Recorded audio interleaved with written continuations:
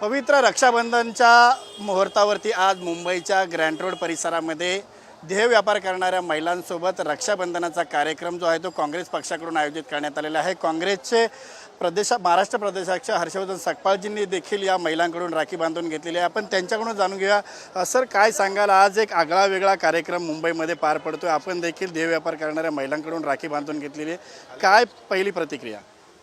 हा देश आपला आहे आणि भारत माता की जय जेव्हा आपण म्हणतो तेव्हा भारत माता म्हणजे काय हे पंडित जवाहरलाल नेहरूंनी डिस्कवरी ऑफ इंडियाच्या माध्यमातून आम्हाला सर्वांना आणि देशवासियांनाच अर्थात शिकवलेलं आहे। आता isakal.com आहे देशातील नंबर 1 ची मराठी न्यूज वेबसाईट। प्रत्येक अपडेटसाठी isakal.com ला नक्की भेट द्या। आणि त्यामध्ये या भारतातील सर्व लोक म्हणजे भारत आणि त्या भारतातूनच भारत माता ही निर्माण झाली। तर भारत माता की जय म्हणजे या भारतातील सर्व लोकांचा विजय आणि त्या भारत मातेमध्ये या ठिकाणी देह व्यापार करणाऱ्या महिलांचाही समावेश आहे। आणि शाळेमध्ये प्रार्थना म्हणत असताना भारत माझा देश आहे, सारे भारतीय माझे बांधव आहे हे जेव्हा म्हणतो तेव्हा या पण आपल्याच भारतातील आमच्या बांधव आहेत आणि भगिनी आहेत आणि तोच भाव आज या राखी पौर्णिमेच्या उत्सवाच्या माध्यमातून पूर्ण होत असल्याचा काँग्रेस कार्यकर्त्या नात्याने आनंद आणि समाधान आहे। काल दिल्लीमध्ये सर इंडिया आघाडीची बैठक पार पडली होती आणि या बैठकीमध्ये उद्धव ठाकरेंना जे ते 6व्या रांगेमध्ये स्थान दिलं होतं।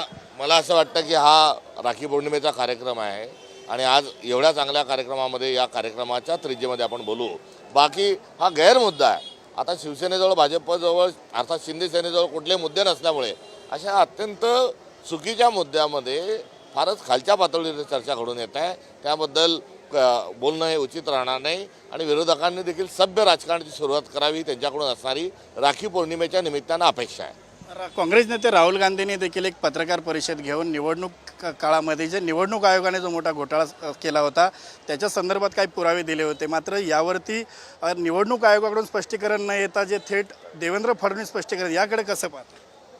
चोर कोण आहे? जो चोर आहे तोच चोरी झाली नाही, चोरी नाही झाली सांगतोय। अरे विचारलं बाबा निवडणूक आयोगाला, तुम्ही कशाला मधात उडी मारतात? त्यामुळे ते चोर असल्यामुळे हा कांगावा ते करत आहे, स्पष्ट आहे। महाविकास आघाडीची बैठक झालेली आहे, राज ठाकरे आणि उद्धव ठाकरे यांची युती जवळपास निश्चित झालेली आहे। महाविकास आघाडीमध्ये राज ठाकरेंना स्थान असेल? निवडणुका अजून लागल्या नाही, निवडणुकीची अधिसूचना नाही, त्यामुळे निवडणुका एकदा लागू द्या, या संदर्भामध्ये यथावकाश आम्ही जरूर या संदर्भात चर्चा करू आणि याचं उत्तर देणं हे त्यावेळेस प्रासंगिक ठरेल। आज यावर उत्तर देण्याची बहुधा काही आवश्यकता नाही। राष्ट्रवादीचे ज्येष्ठ नेते शरद पवारजींनी देखील एक निवडणुकीसंदर्भात एक दावा केला होता। विधानसभेच्या अगोदर त्यांना 2 व्यक्ती भेटल्या होत्या आणि त्यांनी 160 जागा जिंकून देण्याचा दावा केला होता, मात्र यावरती राहुल गांधींनी आणि शरद पवारांनी एकमत झालं आणि त्यांना कुठेतरी दूर ढकलून दिलं, असं या संदर्भात काय सांगता? त्यामुळे ही बाब अनेक दिवसांपासून अनेक ठिकाणी अनेक एजंट, जसे काही दलाल आता निवडणूक आयोगाची बाजू घेऊन बोलतात आहे तसे असे बरेच एजंट जे आहेत ते फिरतात आहेत, कुठे राजकीय पक्षांना भेटले, कुठे उमेदवारांना भेटले आणि ही गोष्ट खरी आहे आणि असं होत आलेलं आहे आणि लवकरच सर्व जनसामान्य हे या विरोधात एक मोठं जनआंदोलन झालेलं आपल्याला आढळून येईल। धन्यवाद। निवडणूक आयोगामध्ये अनेक दलाल जे आहेत ते सरकार आणि विरोधी पक्षांकडे देखील आले होते, मात्र भविष्यामध्ये जे आहे ते निवडणूक आयोगाविरोधात मोठं जनआंदोलन उभारण्याचा इशारा काँग्रेस महाराष्ट्र प्रदेशाध्यक्ष हर्षवर्धन सकपाळ यांनी या ठिकाणी व्यक्त केला आहे। कॅमेरा पर्सन अनुप कुलकर्णी समेत संजय गडदे, साम टीव्ही न्यूज, मुंबई। देश विदेशातील प्रत्येक घडामोडींचे लाईव्ह अपडेट मिळवण्यासाठी आता साम टीव्हीच्या सर्व सोशल मीडिया प्लॅटफॉर्मला लाईक, फॉलो आणि सबस्क्राईब करा। तसंच सर्व नोटिफिकेशनसाठी बेल आयकॉन प्रेस करायला विसरू नका।